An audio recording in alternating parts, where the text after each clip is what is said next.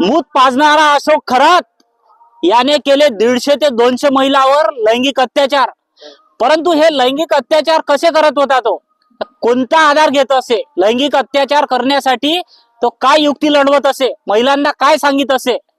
तो महिलांना सांगायचा की माझ्यांदी दैवी शक्ती आहे, मी तुमच्या घरावर येणारे संकट हे सर्व थांबवू शकतो, तुमच्या परिवारात एखाद्याचा मृत्यू होणार आहे भविष्यात, जर तुम्हाला हे थांबवायचं असेल तर मी ज्याप्रमाणे सांगतो त्याप्रमाणे त्या महिलांना वागण्यासाठी तो मजबूर करत असायचा।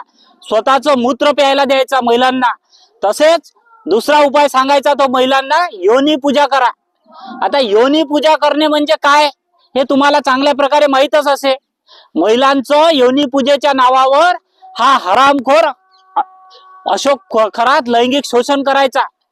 तो टेबल टेनिसचे व्हिडिओ बनवायचा, तेथेच त्यांना ब्लॅकमेल करायचा व्हिडिओ बनवून, आणि त्यांचं लैंगिक शोषण स्वतः करायचा, आणि लैंगिक शोषण केल्यावर त्याचा व्हिडिओ बनवल्यावर त्याच महिलांना म्हणायचा का तू इतर पुरुषाशी सुद्धा संबंध ठेवण्यासाठी तो मजबूर करत होता।